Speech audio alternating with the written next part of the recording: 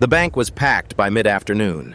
Every eye in the lobby had drifted toward the black man in the wrinkled shirt and worn shoes the way eyes do when a room has already made its decision. He stepped to the counter and said one simple thing. Hello, I'd like to make a I just withdrawal. need to withdraw $50. The woman behind him laughed. She didn't bother hiding it. 50, she repeated, her voice soaked in contempt. 50? Then the teller looked at her screen and her face went still. No one in that room was ready for what came next. Stay till the end. The truth behind his account will change everything you think about success. The smile spread slowly, the way contempt always does when it is not trying to hide itself. Victoria's eyes moved from Elijah's back to his shoes, then to the little girl beside him taking in the neat cornrows her father had braided that morning. The small pink beads at the ends clicking softly whenever she moved her head, then back to the teller window, and something in her expression shifted from mild amusement to something sharper. The look of a woman who has decided that the situation in front of her is beneath the standard she normally tolerates. "You waited this long," she said, her voice carrying just enough volume to reach the people nearby without quite crossing into a shout. For $50, Elijah did not turn around. He kept his eyes forward, his hands still flat on the counter, his posture unchanged. Only his fingers moved. They tightened gently around Naya's small brown hand. Victoria let the silence sit for a moment, then pressed it. "There's an ATM outside. You know that, right? Right by the entrance. You didn't have to stand in line for 20 minutes. A man 2 places back in line laughed under his breath, not loudly, just enough to confirm that he had heard and that he agreed with the basic premise. A woman in a yellow blazer exchanged a glance with the person beside her, the private language of strangers who have decided they are on the same side of something. The teller behind the counter. Her nameplate read Rachel, and she had been working this branch for 3 years. Looked at her screen with the focused expression of someone pretending not to hear. Nia tugged on her father's hand. "Daddy," she whispered, barely audible even to him. "Did we do something wrong?" The question landed in the room the way small, honest things sometimes do quietly, but with a weight that exceeded its size. A few people who had been smirking stopped. One woman near the door looked away. The man who had laughed seemed suddenly interested in his phone. Elijah crouched down to Nia's level. He looked at her directly the way he always did when she asked something that deserved a real answer, and he shook his head once slowly. "No, baby girl," he said. "We didn't do anything wrong." He stood back up without rush. Victoria, who had watched the exchange with the mild interest of someone observing a minor inconvenience, tilted her head. Something about the way he had spoken to the child, the unhurried calm of it, the complete absence of shame briefly confused her the way a response that does not follow the expected pattern sometimes does. "You know," she said, her voice dropping just slightly. Not quieter, but more deliberate. The way a person speaks when they want to be certain they are understood. People like him really shouldn't waste everyone's time in here. She said it to no one in particular. She said it the way people say things they want heard, but do not want attributed. The words floated out into the lobby and landed where they landed. Rachel typed something at her keyboard. Her jaw was set. Her expression had gone professionally blank in the manner of someone who has heard things like this before and has never once found a way to respond that does not make it worse. Elijah said nothing. He reached into his jacket pocket and produced his bank card, plain black. No visible branding on the face, the kind of card that carries no particular status signal, and set it on the counter. "Whenever you're ready," he said to Rachel. Rachel took the card. She swiped it through the reader with the practiced ease of someone who has done this motion tens of thousands of times. She entered the account number. Her eyes moved to the screen and then she stopped. It was not a dramatic pause. It was not the kind of thing you would notice from across the room, but up close from the angle of anyone standing at the counter, there was a half second where Rachel simply did not move. Her hand hovered over the keyboard. Her eyes stayed fixed on whatever the screen was showing her. Then she blinked and looked at it again. She leaned forward almost imperceptibly. Read something, leaned back. "Sir," she said, her voice carrying a note that had not been there before. Careful now, precise as if she were suddenly aware that her next words needed to be exactly right. Are you sure you want to withdraw only $50? Elijah looked at her. That's all I need. Of course. Rachel nodded. Just want to make sure. She typed something, then stopped again. Her eyes flicked to the left, toward the manager's office. A glass-walled room at the far corner of the floor, where a man in a gray suit was sitting behind a desk, reviewing paperwork. Victoria, whose patience had been thinning steadily since she walked through the door, exhaled through her nose. She had meetings at 4:30 and a call at 5, and the line at this branch on Tuesdays was always inexplicably longer than it had any right to be. Seriously, she said to no one and everyone. What is taking so long? A few people shifted in line. Someone checked their phone. The ordinary impatience of a crowded lobby filled the air, warm and familiar and entirely unaware of what was about to change. Nia leaned against her father's leg and watched Rachel with the steady, unself-conscious attention that only children can sustain without it seeming rude. The stuffed rabbit dangled from her arm, its plush fur faded from years of being loved, its one good ear flopped to the side. Rachel typed one more line. Set its inhale. And then very quietly she picked up the small handset on her desk and made a call. The call lasted under 30 seconds. What was said on the other end of it, no one in the lobby could hear. Rachel listened, nodded once, and replaced the handset with care. Then she looked at Elijah with an expression that had completed its transformation gone. Was the careful blankness replaced now by something that could only be described as composed deference, not subservient, not fawning, simply the quiet attentiveness of someone who understands suddenly and completely exactly who they are speaking with? One moment, sir. My manager is going to come over. Elijah nodded. Take your time. Victoria made a sound. That was not quite a laugh. Of course there's a manager situation, she said. For $50. The man in the gray suit, his name was Thomas Pierce, branch manager for 11 years, a careful and experienced reader of situations who had handled everything from volatile client disputes to federal auditors with the same metered composure, came out of his office and crossed the floor. He moved with the measured pace of someone who has learned not to hurry in ways that draw attention. He reached the teller station, leaned slightly toward the screen, and read. His expression did not change. It was not the expression of a man who was surprised. It was the expression of a man who had been presented with information and was choosing very deliberately how to respond to it. He exchanged a look with Rachel. She gave the smallest of nods. He straightened up and turned to face the counter. The lobby continued around him, keyboards clicking, a phone ringing somewhere at the far end of the floor. The low murmur of two people near the entrance. But something in the air had shifted. It was imperceptible if you were not paying attention, but if you were, you could feel it. The way the center of a room sometimes quietly changes its gravity without anyone saying a word. Victoria had been watching. She crossed her arms.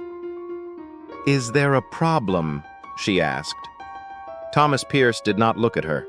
He looked at Elijah. Mr. Carter, Thomas said, his voice even and unhurried. Would you prefer this transaction processed from your primary checking account or from one of your investment accounts? The room did not go silent all at once. It went silent the way a wave recedes. The conversation near the door faded first. Then the man with the phone glanced up. Then the woman in the yellow blazer stopped mid-sentence and turned. Within 4 seconds, the ambient noise of the lobby had dropped to almost nothing, and the only sound was the faint hum of the ventilation system in the ceiling. Victoria uncrossed her arms. Someone behind her said very quietly, Wait, what? Elijah did not change his expression. He did not look around the room. He did not seem aware, or at least did not seem to care, that every eye in the lobby was now on the back of his slightly wrinkled white shirt. Primary is fine, he said. Rachel's hands returned to the keyboard. They were not quite steady. Of course, Thomas said. We'll take care of that right now. He turned back to the teller station and said something in a low voice that only Rachel could hear. She typed the transaction, processed the receipt, printed. The moment moved forward the way moments do, regardless of who in the room is ready for it, but the room itself had not recovered. Victoria Langford, who had built a company from a two-person office in Lincoln Park to a $40 million portfolio fund in less than a decade, who had stood across tables from major investors and negotiated without flinching, who had made her reputation on the ability to read a room and understand its dynamics before anyone else in it did, was standing completely still. Her handbag hung from her wrist. Her jaw was slightly forward. Her eyes were fixed on the back of the man in the wrinkled shirt, and they were no longer amused. A person 2 rows back leaned toward the woman beside him and whispered something. She shook her head slowly. The man who had laughed earlier had his eyes on the floor. No one in the lobby was looking at their phone. Investment accounts, plural. The word sat in the room like a stone dropped into still water, and the ripples were still moving outward. What Victoria Langford did not know, what no one in that lobby knew, because Elijah Carter had spent the better part of 6 years ensuring that almost no one would know, was that the man in the scuffed shoes had once sat in rooms very much like the ones she occupied. 12 years earlier, Elijah had been a financial engineer at a mid-sized quantitative trading firm in the Loop. He was not famous. He had not been on magazine covers or invited to speak at industry conferences. But he had been very, very good, the kind of good that other analysts noticed and occasionally resented. He had also been more often than not the only black man in the conference room, which was a thing he had stopped counting somewhere around year 2 because the counting itself had become its own kind of distraction. The kind of good that turns routine work into something that quietly outperforms the market by a margin that cannot be explained by luck alone. He built models. He identified patterns in structured debt instruments that his peers had dismissed as noise, and he was patient enough to wait until the patterns confirmed themselves rather than acting prematurely. He presented his findings in a way that made complicated things legible without making them simple, and the people with authority to act on his recommendations had for 3 years acted on them. Then he left the firm and built something of his own. The startup he founded a small quantitative investment technology company that wrote pricing tools for mid-market fund managers had been in operation for 4 years when it began to attract serious outside attention. 2 early employees held minority stakes. His business partner, a man named Brandon, who had known Elijah since graduate school and who Elijah had trusted the way you trust people who have been through hard things alongside you, held 30%. The betrayal when it came was technical rather than dramatic. Brandon had approached a strategic acquirer without Elijah's knowledge over a period of about 4 months. He had structured a preliminary agreement that would have effectively transferred operational control without triggering the protective buyout clauses that Elijah had written into their original partnership agreement. It was the kind of move that required patience access and the particular cruelty of knowing exactly which parts of someone's trust to work around quietly. By the time Elijah realized what was happening, the damage was not irreversible, but containing it had cost him the company. He settled. He walked away with his core intellectual property, his professional reputation mostly intact, and a settlement figure that reflected what the business had been worth at its last formal valuation rather than what it would have become. He was 32 years old and starting over. He was also simultaneously becoming a father. Not exactly simultaneously, Nia was born 6 months before the company collapsed, which meant that the first 6 months of her life had been loud and joyful. The 18 months after that had been different. The 2 years after those had required a discipline that Elijah had not previously known he possessed. His ex-wife had left during the restructuring. He did not blame her, at least not in the simple ways that divorce gets blamed. She had signed up for one version of a life and found herself in a different one without being consulted. He understood that. He understood it the way you understand something that still hurts, regardless of how clearly you can see it. He had Nia every day except 3 weekends a month. Those days without her were the quietest he had ever known. Not peacefully quiet, but the kind of quiet that amplifies everything you would rather not hear. He had learned in the first year to fill the time with work.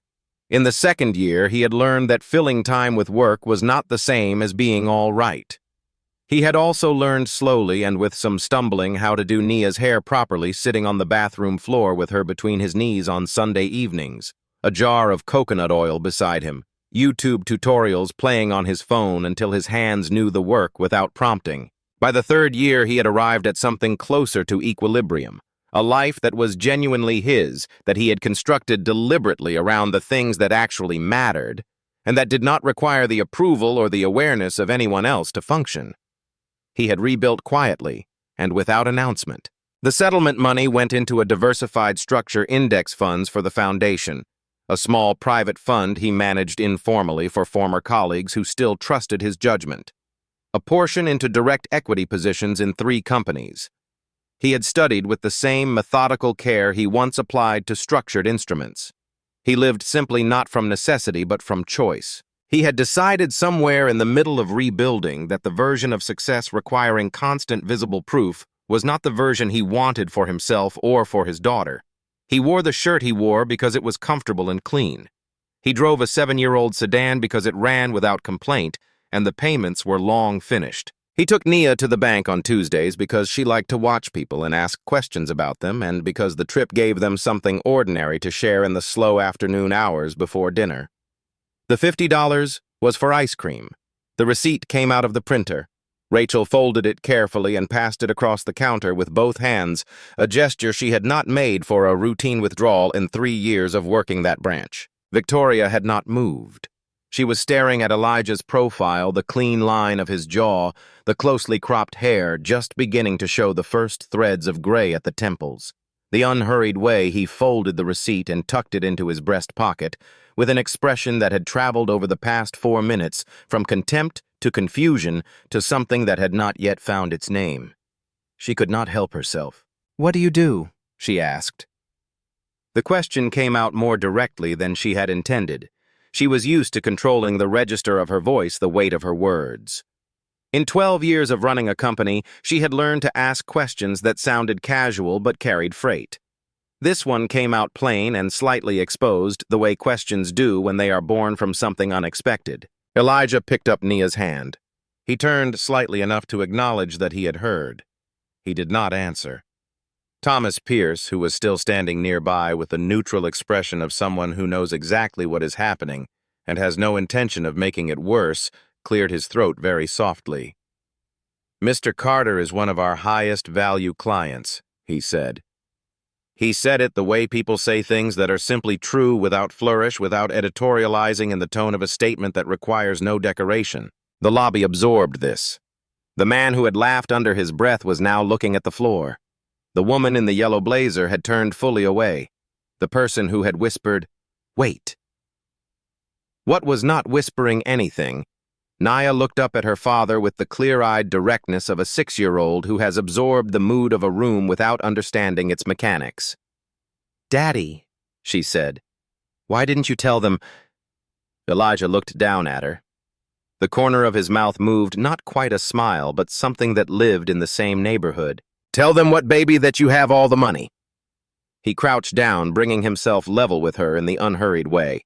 He always did when she said something worth answering properly. One of the pink beads at the end of her braid had worked loose during the walk over, and he tucked it gently back into place with a father's reflexive care. The lobby waited without quite meaning to for what he would say. "Because we don't need to prove anything," he said, "not to anyone. You understand Nia considered this with the gravity that small children sometimes bring to things that turn out to matter." Then she nodded once, as if filing it away somewhere she could find it later. "Okay," she said. "Can we get ice cream now?" "Almost," he said, and stood. Victoria Langford had built her career on forward motion. Every obstacle she had ever encountered she had moved through faster, with more precision, with better information than whoever was standing in her way. She had never been particularly good at stopping. She had never had to be. But she was stopped now.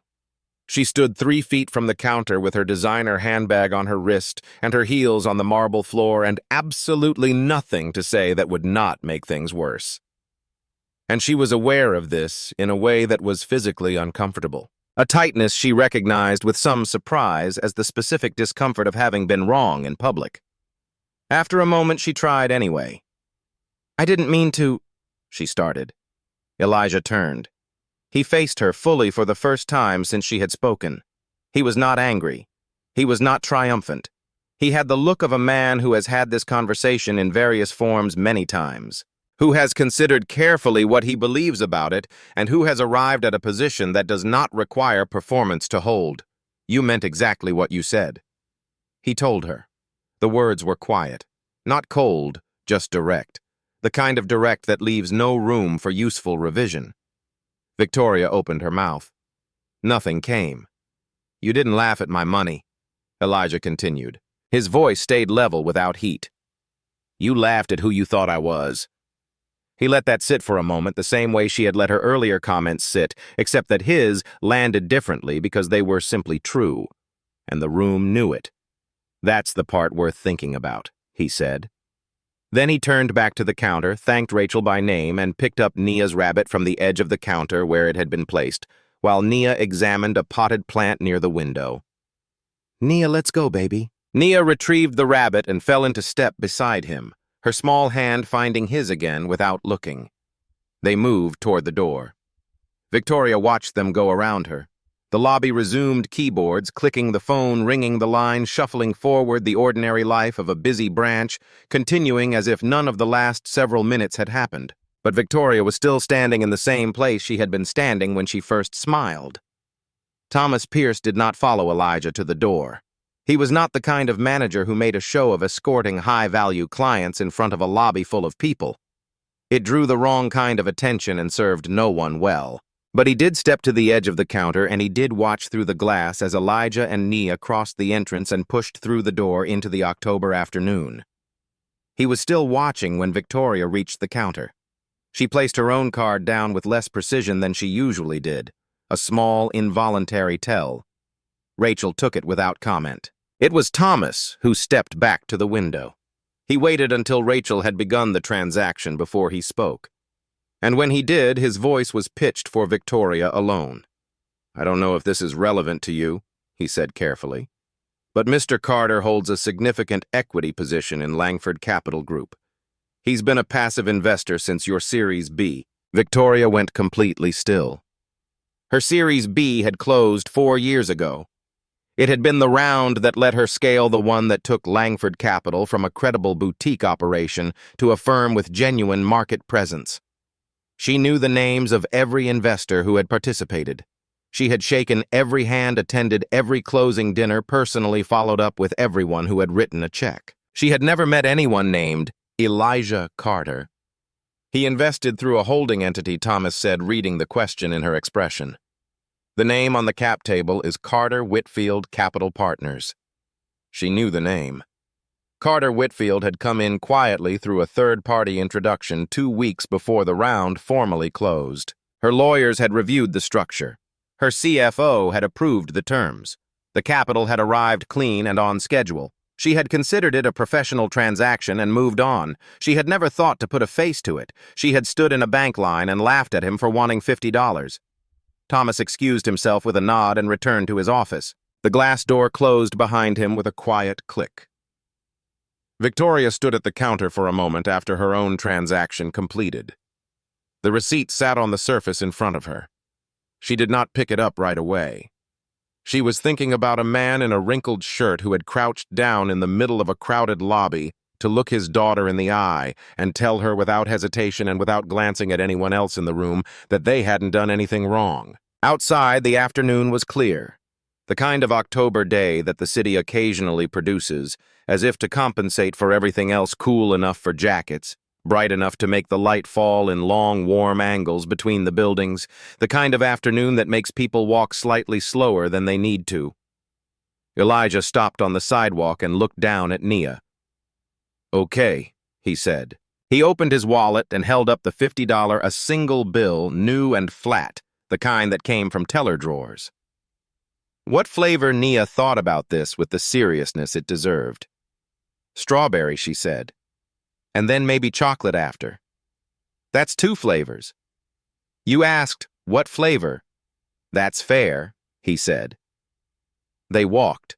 Nia held the rabbit in her outside arm, and her father's hand with her inside one, and her light-up sneakers hit the pavement in the short, quick rhythm of someone whose legs were not quite long enough for the stride she was attempting. Elijah matched it without thinking about it. The way people match the rhythms of people they love without realizing they have done it. He did not look back at the bank. He was not angry, or rather he had been somewhere in the middle of it. The way you are angry. When something confirms what you already know about how the world sometimes treats people, it has decided to categorize on sight. But anger had never been something he held for long. It came, it was felt, it was finished because there were better uses for the space it occupied. His own father had taught him that on a front porch in the summer of his 16th year, after an encounter at a grocery store that Elijah still remembered in full. You can be right and ruined, his father had said, or you can be right and free. Pick one. He had picked, and he had never unpicked. He had learned that years ago in rooms far more consequential than a bank lobby, and the lesson had stayed with him. He thought about Nia's question as they walked. Why didn't you tell them? And turned it over the way he turned over most things that arrived from her with genuine attention, because her questions were almost always more interesting than they first appeared. She had a way of asking the simplest version of a complicated thing, which meant that answering it honestly required more thought than it seemed to. The truth was that he had not told them because there was nothing to tell. He had not been there to correct assumptions or to recalibrate a room or to prove that the numbers in his account reflected something about his worth. He was there because his daughter liked to watch people, and $50 for ice cream required a trip to the bank and the willingness to stand in a line. That was enough. It had always been enough. He bought her strawberry first. Unhurried satisfaction of someone who has made a considered decision and is fully committed to it. They sat on a bench outside the shop in the afternoon light, and Nia told him about something that had happened at school involving a turtle and a misunderstanding about whose backpack it had been placed in. He listened to every word, occasionally reaching over with a napkin to catch a drip of strawberry ice cream before it reached her jacket. The email from Langford Capital Group arrived in Elijah's inbox on a Thursday morning 11 days after the bank. It came from Victoria Langford's personal address, not her assistant's. And the subject line was simply, "I owe you an apology." He read it twice. It was direct and without flourish and acknowledgement of what had happened, a clear statement of what she regretted, and a line near the end that said she had been thinking about it for almost 2 weeks and had concluded that the apology was owed regardless of whether he responded. She also mentioned in the second-to-last paragraph that Langford Capital was preparing a significant expansion around the kind of raise that would take the firm to a new level, and that she would understand completely if he chose not to participate, but she wanted him to have the information first. Not because of the money, because she had been thinking about who she wanted at the table going forward and why. And the answer had surprised her. Elijah thought about the email for 2 days. He thought about it while making Nia's lunch, while reviewing his other positions, while sitting with a cup of coffee on a Sunday morning, watching the city move at its own unhurried weekend pace. He thought about the woman in the crimson dress who had found him small and who had discovered in 4 minutes that she had been measuring with the wrong instrument. He thought about what it costs a person to write an email like the one she had sent, not the financial cost, the other kind.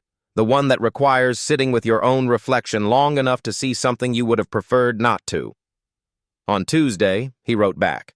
He declined the investment, not harshly, not with elaboration, simply with the kind of clean refusal that respects both parties by not requiring justification. He held his existing position because the fundamentals were sound and because his investment decisions had never been personal. But he added one line at the end. For what it's worth, the question your daughter might ask you someday is the same one mine asked me.